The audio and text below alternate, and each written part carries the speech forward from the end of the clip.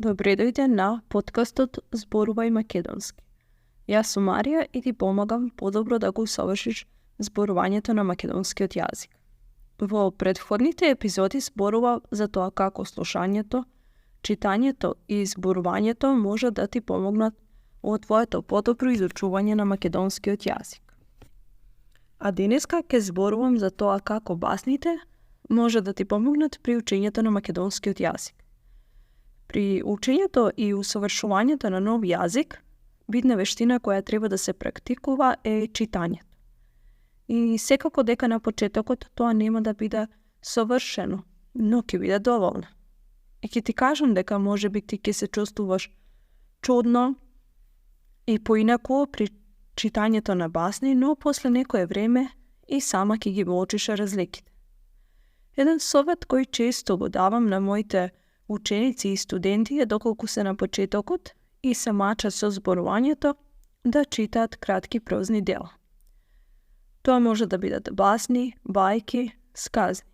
Секој кој има изучувано барем еден странски јазик и почнал од почеток, во еден момент ќе се најде во таа ситуација да разбира што зборуваат говорниците, може да прочита текст, но кога треба да комуницира, односно зборува на тој јазик, тешко му паѓа. Затоа ги препорачувам басните и бајките како еден вид помош при подобро усовршување на македонскиот јазик. Бајките се кратки книжевни дела од 2 до 10 страни со кратки реченици, кои не го оптеретуваат читателот многу. Тука ликовите се често познати, а тоа се гавранот, лисицата, лавот, волкот, зајакот, штркот, паунот, чавката и многу други. Нивните карактерни особини ни се познати. И кога ќе почнеш да читаш, тебе веќе на почетокот ти е лесно, бидејќи колку толку знаеш што ќе се случи во басната и како ќе се заврши.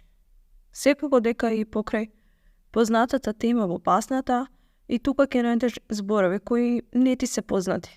Ќе најдеш зборови кои ти се можеби тешки за изговарање или не го знаеш кој е нивното значење. Моја препорака е да си земеш тетрадка или нотес според себе и ги запишуваш зборовите за кои ти треба помош.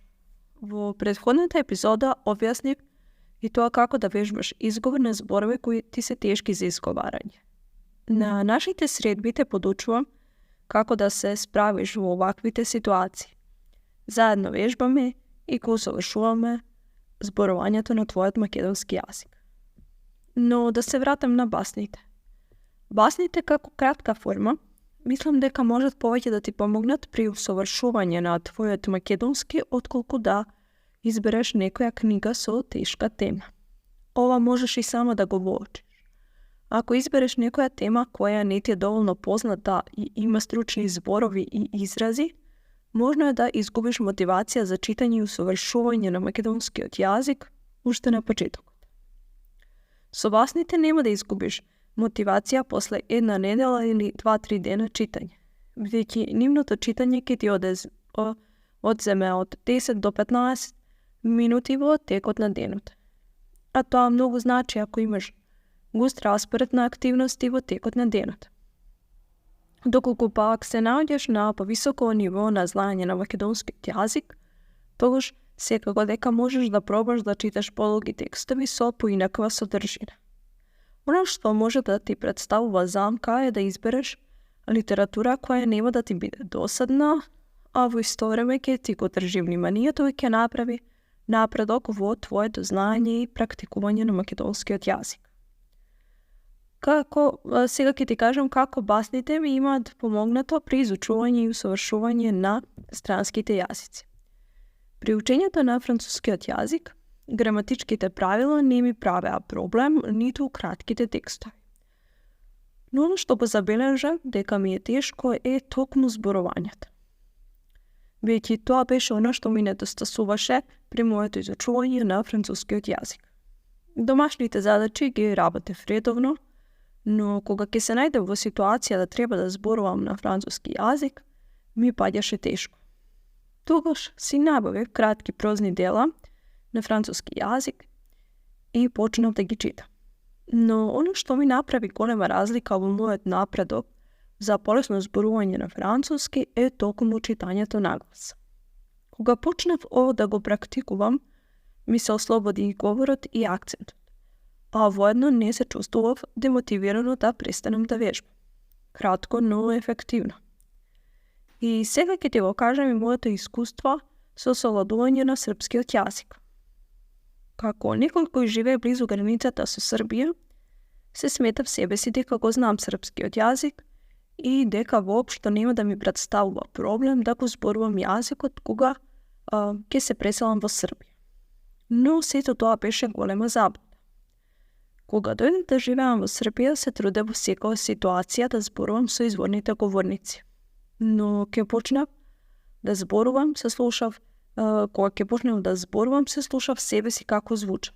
И искрено тоа не ми се допаѓаше многу. Во мојата глава сето тоа звучеше правилно, но кога ќе почнав да зборувам, не звучеше баш и правилно. И мислам дека само доколку повеќе и повеќе го слушам српскиот јазик, тоа ќе ми помогне правилно да зборувам. Но не беше така. Оно што ми помогна беше кога почнав активно да обрнувам внимание на зборовите кои ги слушав и како тие звучат кога ги изговарам.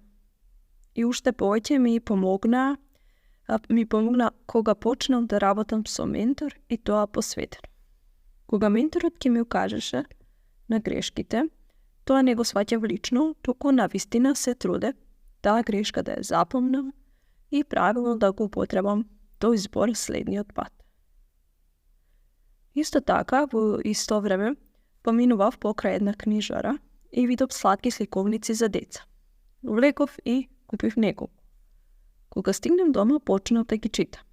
Но оно што го забележав е дека многу голем напредок направив кога почнав истите да ги читам наглас.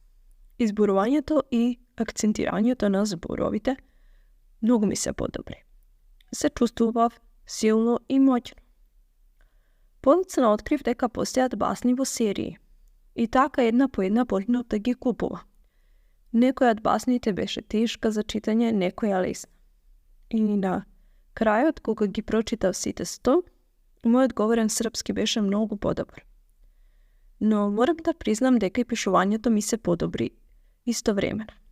На почетокот има влијание од македонскиот јазик и ќе ми се случеше некои зборови да променам, да не го погодам родот и членот, но со читањето на овие кратки прозни дела тоа многу ми се подобри. Оно што сакам да ти покажам со оваа епизода, дека истото ова можеш да го применуваш и при изучување на македонскиот јазик. Без разлика дали се наоѓаш на почеток при изучување на јазик, дали си на ниво А1, А2 или пак си на ниво C2. Кога ќе почнеш да го практикуваш ова, и сама ќе го воочиш напредокот. А доколку ти е потребна помош и сакаш јас да ти помогнам подобро да го зборуваш македонскиот јазик, кликни на линковите кои се наоѓаат во описот на оваа епизода и таму ќе ги најдеш сите информации. Те поздравувам до следното слушање.